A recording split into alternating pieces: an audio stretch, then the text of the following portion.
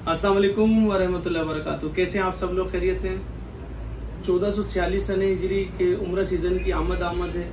इंशाअल्लाह ताला जून 2024 के आखिर से इंशाअल्लाह ताला उम्र स्टार्ट हो जाएगा। गवर्नमेंट उम्र की पॉलिसी तरतीब दे रही है। गवर्नमेंट ने अल्हम्दुलिल्लाह काफ़ी बड़ी हद तक पॉलिसी वाज़ेह भी कर दी है। 2030 विज़न के लिए हवाले से जो गवर्नमेंट ने मामला रखे हैं वो भी काफ़ी हद तक वाज़ेह किए हैं। तो इंशाअल्लाह ताला हम भी नूरुल हरमैन ट्रैवल भी उम्रे की भरपूर तैयारियों में, उम्रे के हवाले से होटल वगैरह के मामला भी चल रहे हैं हमारे। तो अब ज़ायरीन ने क्या तैयारियां करनी है उम्रे के हवाले से और क्या उनकी तैयारियां होनी चाहिए। अक्सर हमारे पास ज़ायरीन आते हैं उम्रे की बुकिंग कराने के बाद कि इमरान भाई सामान किस तरीके से तैयार होना चाहिए, और फिर जब ज़ायरीन एयरपोर्ट पर पहुंच जाते हैं तो हमने बहुत से ज़ायरीन के मसाइल देखे हैं कि उन्होंने सामान को सही जगह पर, सही सामान को सही जगह पर नहीं रखा है। यानी कि मैं कहना ये चाह रहा हूँ कि जैसे मिसाल के तौर पे एक नील कटर है और ये एक ज़रूरत की चीज़ है ये।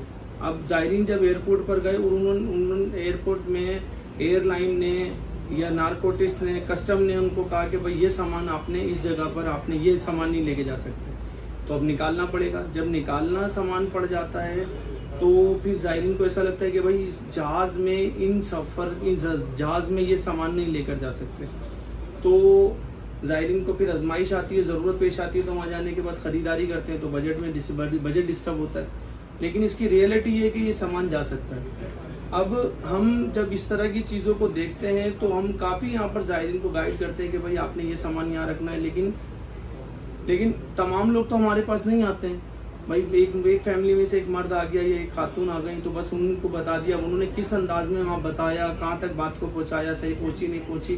तो इसलिए हमने इस वीडियो की ज़रूरत महसूस की कि ज़ायरीन की असल ज़रूरियात क्या हैं, सामान की ज़रूरियात क्या है, सामान कौन सा सामान किस बैग में होना चाहिए, क्योंकि फिर कवानीन क्या है, एयरलाइंस के क्या कवानीन है, हमारे एयरपोर्ट पे नारकोटिक्स है, कस्टम है, FI है, हमारे माशाल्लाह पाकिस्तानी इदारे काम कर रहे हैं जो अपनी जिम्मेदारियां पूरी कर रहे हैं। इसी तरीके से सऊदीया के जो इदारे हैं वो अल्हम्दुलिल्लाह ज़ायरीन की भरपूर रहनुमाई के लिए मौजूद है।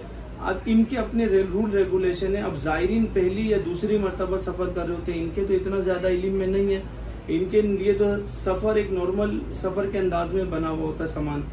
तो सामान को सही रखना और सही कागजात आपके हाथ में होना, सही जगह पर आपका खड़े होना, ये तमाम चीज़ें बहुत ज़्यादा ज़रूरी हैं। तो वीडियो को शुरू से लेकर आखिर तक देखें।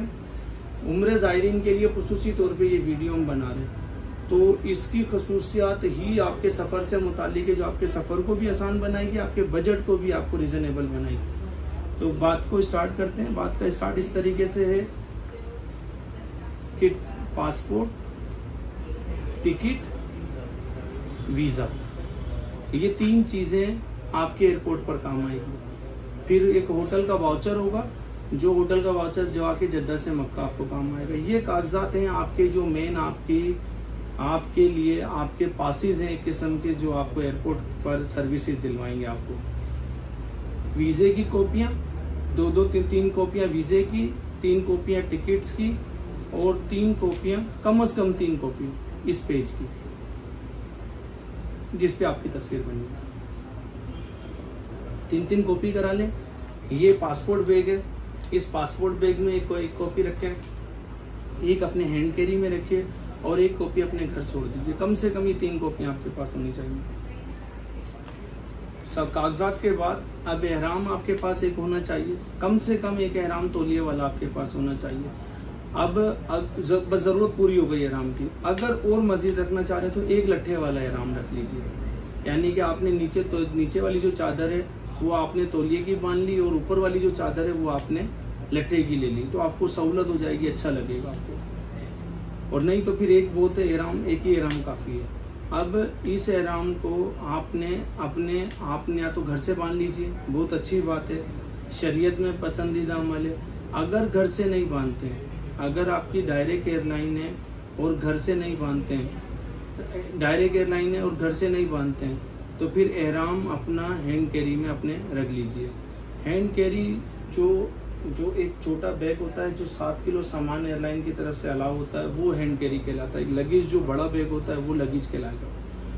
तो इसकी यहाँ पर तैयारी कुछ इस तरीके से करेंगे कि अपना एहराम अपने हैंड कैरी में रख लिया, अगर आपने घर से नहीं बांधना है तो। और अगर घर से एहराम बांध लिया आपने तो फिर आपने नवाफिल घर से पढ़ लेंगे, नियत नहीं करेंगे, उम्रे के एहराम की नियत नहीं करेंगे, सिर्फ चादरें बांध लेंगे। हमारे यहाँ उर्फ़ आम ये मशहूर हो गया है कि भाई कि एहराम बांध लिया तो पाबंदियाँ, मजहबी पाबंदियाँ शुरू हो गई। तो ऐसा कुछ भी नहीं है, सिर्फ आपने उम्रे की 2 चादरें बांधनी है, आपने एहराम की चादरें बांध लेनी है और आपने नवाफिल अदा कर लेना है, लेकिन आपने नियत नहीं करनी है। अगर एहराम नहीं बांध रहे तो आप एहराम अपने हैंड कैरी में रख लीजिए।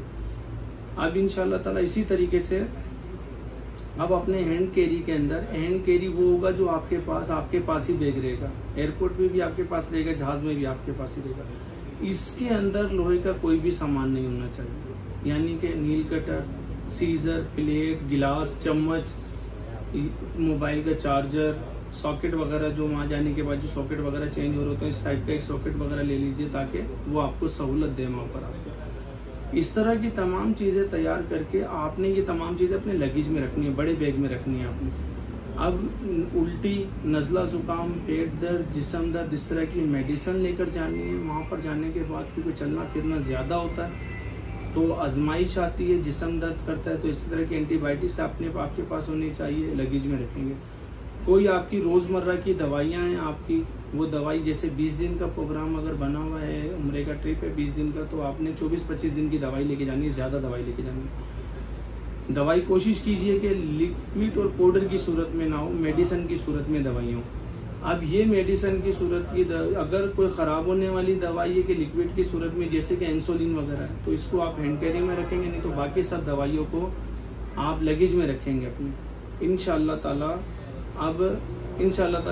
अब ये आपका लगेज इस तरीके से। बाकी अपना ज़रूरत का सामान रख लें, 4 जोड़ से कपड़े जुड़े रख लें अपने कपड़ों के, एक आध चादर रख लीजिए, इस तरह की छोटी मोटी चीज़ें जो आपकी ज़रूरत का सामान है वो रख लीजिए। एक इलेक्ट्रिक केटल ले लीजिए, ये आपको बहुत ज़्यादा ज़रूरत भी पड़ेगी और काम भी आएगी इसके लिए। इसके लिए आप चाय का सामान भी रख लीजिए, आप जो दूध होता है सूखा वो रख लीजिए, आज चाय की पत्ती, चीनी, इस तरह की चीज़ें, चम्मच, कप, गिलास, इस तरह की चीज़ें लाजमी रखिए। अच्छा, बिस्किट वगैरह अगर रख के लेके जाना चाह रहे हैं, क्रैकर्स वगैरह रख के लेके जाना चाह रहे हैं, तो छोटे छोटे पैकेट लेकर जाएंगे, बड़े वाले पैकेट नहीं लेंगे। जैसे 40 रुपये का बिस्किट का पैकेट आता है ना, वो नहीं लेंगे, छोटे वाले लेंगे 10 रुपये वाला, ताकि आपको जितना खाना है उतना खोला, और नहीं तो क्योंकि ये खुल जाते हैं तो फिर ये ख़राब हो जाता है, ज़ाया होता है। ठीक है, अगर आप घर से खाना लेके जाना चाह रहे हैं तो खाना टीन, अक्सर हमारे यहाँ मशहूर हो गया कि भाई 3 पैक खाना लेके जाना चाहिए, तो 3 पैक खाना अब हमारे यहाँ इतना ज़्यादा महंगाई की वजह से, वहाँ के अगर 2 अफराद हैं तो 3 पैक खाना लेके जाते हैं तो कोई ख़ास फ़र्क नहीं पड़ता है बजट में, मतलब उसके भी इतने ही पैसे लगेंगे। और वहाँ जाने के बाद 2 बंदे, एक 8 रियाल में एक सालन और 2 इतनी बड़ी बड़ी रोटियाँ होती हैं, 2 बंदे आराम से खा सकते हैं उसको। तो वही मेरे हिसाब से थोड़ा बहुत ही फ़र्क आएगा, लेकिन वो ताज़ा खाना मिलेगा। अगर आप फिर भी 3 पैक लेना चाह रहे हैं तो पहले एक 3 पैक लाकर, एक पैकेट लाकर अपने घर में उसको टेस्ट कीजिए कि आपको उनका वो जायका आपको सूट करता भी है कि नहीं करता है वो आपको, इंशाअल्लाह ताला। अब यहाँ पर अगर आपने वो अगर पैकेट खाना लेना है तो वो ठीक है, अगर वो खाना नहीं लेना आपने तो फिर आपने खाना अपने घर से तैयार कर लेना है। घर में सालन तैयार करके आप उसको बिल्कुल ठंडा कर लेंगे, दूध वाली शोकरों में उसकी थैलियाँ बनाकर, और प्लास्टिक के इतने बड़े बड़े बॉक्स आते हैं, थर्माकोल वाली नहीं, सिर्फ प्लास्टिक के बॉक्स आते हैं, उन बॉक्सों में वो थैलियाँ बना के रख लेंगे, जितनी आपकी एक दिन की आपको लगता है भाई सालन हमारा यूज़ होगा, वो रख लिया आपने। और एक पानी का इतना बड़ा कटोरा लेके चले जाएंगे जिसमें बर्फ़ वगैरह जमाते हैं, वो इलेक्ट्रिक केटल में पानी गर्म किया, उसमें उस बॉल में उसमें कटोरे में डाला और वो थैली आपने रख दी, बेहतरीन गर्म हो जाता है। 1 रियाल की 2 रोटियां मिलती है, इतनी बड़ी बड़ी लाइए और गर्म खाना खा लीजिए पैकेट, इससे बजट में भी फ़र्क आएगा और ये आपका जायका भी आपके मुताबिक होगा। अब इंशाअल्लाह ताला इस तरीके से आप अपने तैयारी करके अपने घर से चलिए। पासपोर्ट, टिकट और वीज़ा आपके इस बैग में होना चाहिए, और इंशाअल्लाह ताला फ़्लाइट के लिए 4 घंटे पहले एयरपोर्ट जाइए। 4 घंटे का मतलब ये है कि 1.5 घंटे पहले बोर्डिंग काउंटर बंद हो चुका है, तो 4 घंटे का मतलब ये है कि आपने अपने सामान लेना है, पार्किंग में आना है, आपने फिर बाहर आके कुछ फैमिली से मिलना मिलाना करना है, अंदर जाना है, अंदर जाने के बाद नारकोटिक्स चेक करेगी, कस्टम चेक करेगा, फिर एयरलाइन के काउंटर पे जाना है, बोर्डिंग काउंटर की लाइनों पे लगना है। तो इस तरह की बहुत सी चीज़ें हैं जो आपको फेस करनी पड़ेगी, तो इसलिए 4 घंटे एक बेहतरीन टाइम है, अच्छा टाइम है। क्योंकि पैकेज का 70% टिकट पर वीज़े पर लगा। तो अगर अल्लाह ना करे किसी भी वजह से टिकट ज़ाया हो जाती है या बोर्डिंग काउंटर बंद हो जाता है, टिकट ज़ाया हो जाएगी। और उम्रे की अक्सर टिकटें नॉन रिफंडेबल, नो चेंजेबल होती है, यानी कि ज़ीरो पर आ जाता है, नुकसान ज़ीरो हो जाएगा। तो इससे बचने का बेहतरीन और अच्छा और आसान हल ये है कि 4 घंटे पहले एयरपोर्ट जाइए। अंदर जाने के लिए ये कागजात, ये वाले कागजात अब आपके हाथ में होंगे। अब आपने ये एहतियात करनी है कि जाने से लेकर और वापस आने तक ये कागजात आप ही के पास रहेंगे, कोई भी आपसे लेगा नहीं, मांगे तो दीजिएगा नहीं, दिखाएंगे और दिखाने के बाद वापस कर देंगे। तो अपने पासपोर्ट अपने पास रखिएगा। इंशाअल्लाह ताला अंदर जाने के बाद पहले काउंटर पे सामान चेक होगा, फिर आपने एयरलाइन के काउंटर पर जाना है और यहाँ पर आपने अपना टिकट, पासपोर्ट, वीज़ा दिखा देंगे। यहाँ पर आपको इंशाअल्लाह ताला आपको बोर्डिंग कार्ड मिल जाएगा। बोर्डिंग कार्ड से पहले आपसे आपका सामान लेंगे, आपका लगेज जमा होगा। एहतियात कर लीजिएगा कि आपका एहराम आपके हैंड कैरी में होना चाहिए अगर घर से एहराम नहीं बांधे। अब इंशाअल्लाह ताला आपने बोर्डिंग, अगर आपको अपनी कोई पसंदीदा सीट चाहिए, कोई खिड़की वाली सीट चाहिए, तो बोर्डिंग कार्ड करने से पहले उनको दरख्वास्त कर दीजिए, मुस्कुरा के बात कीजिएगा कि भाई हमें खिड़की वाली सीट दे दीजिए। तो इंशाअल्लाह ताला वो आपको लेग स्पेस या खिड़की वाली जो आपकी डिमांड है उसके मुताबिक सीट आपको प्रोवाइड कर देंगे। इंशाअल्लाह रब्बुल इज़्ज़त आपका यहाँ सामान जमा होगा, बोर्डिंग हो जाएगी। बोर्डिंग कार्ड लीजिए, अपने पासपोर्ट वगैरह लीजिए, इमिग्रेशन होगी। यहाँ पर इमिग्रेशन पे आपके कागजात वगैरह देखे जाएंगे। अब अगर आप सरकारी ऑफिसर हैं तो अब यहाँ पर आपकी एनओसी चेक की जाएगी। तो एनओसी अपने पास रखिएगा, मांगे तो दिखाइएगा, नहीं तो ज़रूरत नहीं। इंशाअल्लाह ताला अब आप कराची एयरपोर्ट के लाउंज में चले जाएंगे। ये अब एहराम बांधने की आखिरी जगह है, ये कराची में आपके क़याम की आखिरी जगह। अब यहाँ पर आपने एहराम बांध लेना, नवाफिल पढ़ लेंगे, नियत नहीं करेंगे। अब इंशाअल्लाह ताला अगर फ़्लाइट आपकी डायरेक्ट है तो आप कराची से आप डायरेक्ट जद्दा के लिए सफ़र करेंगे। अगर इनडायरेक्ट है, कराची से दुबई है या बहरीन या मस्कत है, तो अगर 2-2.5 घंटे का स्टे है तो एहराम कराची से ही बांध लेंगे। अगर 4-5 घंटे का स्टे है तो फिर आप एहराम उसी मुल्क से बांधेंगे जहाँ आपका स्टे है। ज़्यादातर हमारे पास इस टाइम पे कराची से जद्दा की ट्रैवलिंग हो रही है, तो उसी पर ही बात करेंगे इंशाअल्लाह ताला। अब आपने जद्दा के लिए सफ़र करना है। आपने जब जहाज़ हवा में उड़ जाएगा, एयरलाइन कुछ रिफ्रेशमेंट वगैरह देगी। अच्छा, अब ज़्यादातर यहाँ पर ये सवाल किया जाता है भाई एयरलाइन ने क्या रिफ्रेशमेंट देती है। तो देखिए ज़्यादातर हम क्योंकि 4-6 घंटे घर से पहले निकले हुए होते हैं, फिर नाश्ता सही से नहीं हुआ होता, तो ज़्यादातर एयरलाइन ने अभी ना वो रिफ्रेशमेंट देती है कि जो हमारी भूख मुकम्मल नहीं कर पा रही होती है। फिर बाज़ों का जैसे कि बाहर की मिडिल ईस्ट की एयरलाइनें हैं या सऊदी एयरलाइनें हैं या सऊदीया की, तो इस तरह की एयरलाइनें ज़्यादातर जैतून के तेल में खाने बनाती हैं, तो वो हमारे लिए इसका भी बाज़ों का हमें पसंद ही नहीं आते हमारे लोगों को। तो अब एयरपोर्ट इतने कॉस्टली हुए होते हैं कि बजट अनअफोर्डेबल हो जाता है अगर ख़रीदारी करें, तो इसलिए भूखा ही रहना देते हैं ज़ाहिर। तो इससे बेहतर है अपने घर से कुछ थोड़ा बहुत बनाकर लाजमी लेके जाइए, ताकि आपकी ग़िज़ाई मामलात, आपके भूख के मामलात आपको मुकम्मल हो सके और आपका बजट भी डिस्टर्ब ना हो। अब आपको एयरलाइन कुछ रिफ्रेशमेंट देगी और यहाँ पर आपने अब रिफ्रेशमेंट करने के बाद अब आपने देखा कि भाई आपको नींद आ रही है, तो उम्रे के एहराम की नियत कर लीजिए। अब ये उम्रे के एहराम की नियत तलबिया पढ़ेंगे, लब्बैक अल्लाहुम्मा लब्बैक मुकम्मल 3 मरतबा पढ़ेंगे। मर्द हजरात इतनी आवाज़ में पढ़ेंगे कि बराबर वाला सुन ले, ख़वातीन इतनी आवाज़ में पढ़ेंगी कि अपने कान सुन ले, और ख़वातीन चेहरा खोल देंगी और मर्द हजरात सर जैसे टोपी वगैरह सर नंगा कर देंगे। ये इस तरीके से और जो उम्रे के मामलात हैं वो रिक्वायरमेंट जो है वो मुकम्मल करेंगे, जिस्म पे कोई सिलावा कपड़ा ना रहे मर्द हजरात के। इस तरह की चीज़ें को मुकम्मल करते हुए अब आप इंशाअल्लाह ताला उम्रे की एहराम की हालत में आप आ जाएंगे इंशाअल्लाह रब्बुल इज़्ज़त। अब आपका जो स्लोगन है, आपका जो आपका सबसे मेन जो विर्द है वो लब्बैक अल्लाहुम्मा लब्बैक आप पढ़ते रहिए। जब आपको नींद आने लगे तो सो जाइए, कोई कबात नहीं है नींद आने में, सोने में। इंशाअल्लाह ताला आप यहाँ पे आराम कर लीजिए। आराम करने के बाद आप आराम कीजिए, सो जाइए, कोई ऐसा मसला नहीं है। जहाज़ से उतरेंगे, आपकी इमिग्रेशन होगी। अब आपने एक बात ज़रूरी समझनी है कि आप अब हाजी हैं, अल्लाह के मेहमान बन चुके हैं। आप ये समझें कि मुनफरिद हैसियत हासिल हो चुकी है। जैसे कि दुनिया में चंद हज़ार VIPs लोग हैं, तो आप उन VIPs में शामिल हो चुके हैं।